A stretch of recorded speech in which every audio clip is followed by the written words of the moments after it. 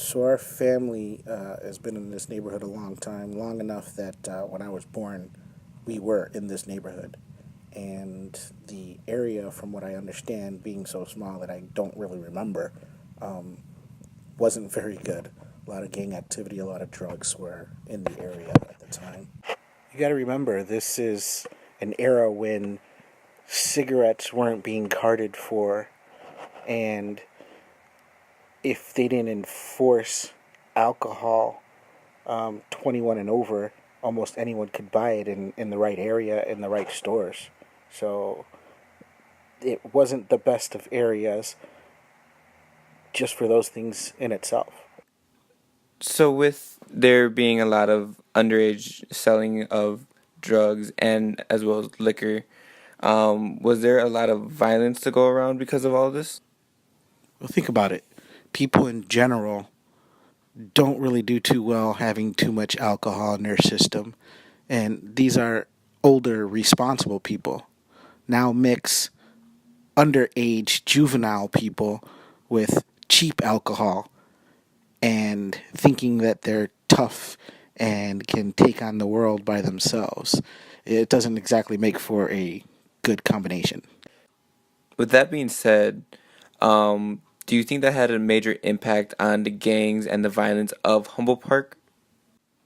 Okay, well, here you have an area that's primarily low income people, and already there are a number of gang members and different gangs within the area. Now you have younger kids, both guys and girls, uh, drinking, trying to be accepted. It just makes it prime for the gang members to take advantage of those kids and be able to, you know, influence them and recruit. So yeah, it definitely had a big impact. So, with the multiple gangs that you brought up, um, if you were to go somewhere else, would people recognize you from Humboldt Park, and would they mistaken you for a Latin King or any of the gangs that are around the Humboldt Park area?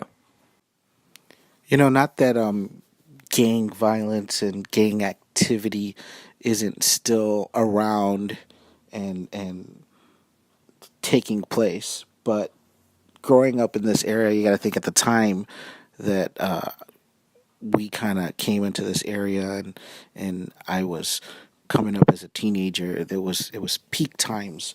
It was probably the worst it had been in this area for a long time. So, and at these peak times, you didn't have to be recognized or uh, someone knew you were from one neighborhood as opposed to another. It was just so bad, and it was to the point that if you weren't known to be from that neighborhood, you were considered of an opposite gang. Simple as that, whether you were in a gang or not. So, even not being in a gang and growing up in Humboldt Park for mostly all of your life, were you scared growing up as a teenager to go around Humboldt Park, be out late at night, and to go to the other side of Humboldt Park, as in California Division? And also, like, what was the difference between the California Division side compared to the North and Kedzie side? I wouldn't say I was scared to go out. Now, remember, your grandmother, justifiably so, was pretty strict in my teenage years growing up. So there was no being out late, let alone being in areas where you didn't belong. So it was more you worried about what would happen in a confrontation, not necessarily being out, period. Worrying about what could happen. And that was just being naive. So much was happening. So many people were getting shot and killed. Young kids being mistaken for gang members when they weren't, or for someone looking like somebody else from a different neighborhood. So, yeah, I probably should have been scared, but, we're young. You don't think about those things. You want to have fun, you want to do what you want to do. And that's pretty much where it was. Now, the differences from one side to the next, you know, it really was no different. It might be a different gang, a different set of people, but primarily they were all the same within themselves, all trying to do what they wanted to do, make their money, take control of an area, you know, recruit kids. That's the way it was from one neighborhood to the next. The difference really lied in were you recognized or not recognized. And again, I go back to that. It wasn't about being recognized as someone from a different neighborhood. It was not being recognized in the neighborhood that you were in at the time.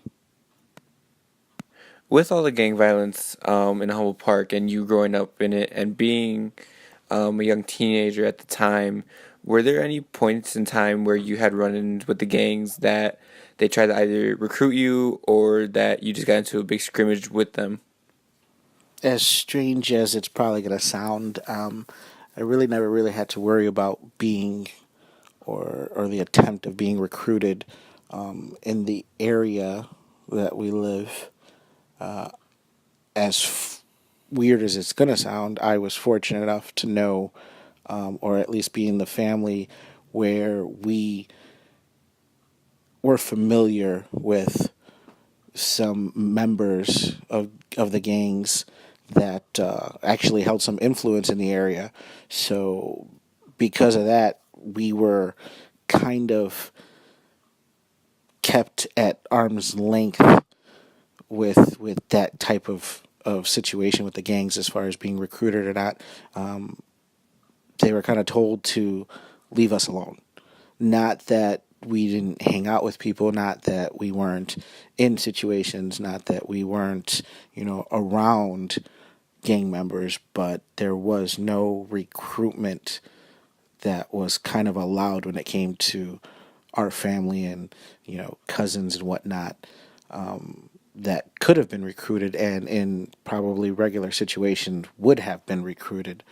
Now, in high school, I went to a school that was completely opposite of the area on which we live in, which we grow. The gangs primarily that were inside the school were of the opposite end.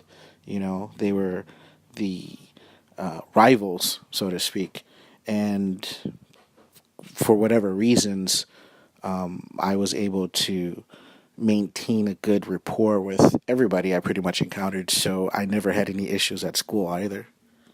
All right. Thank you for your time. Thank you for all your answers, and I hope you have a good day. Thank you.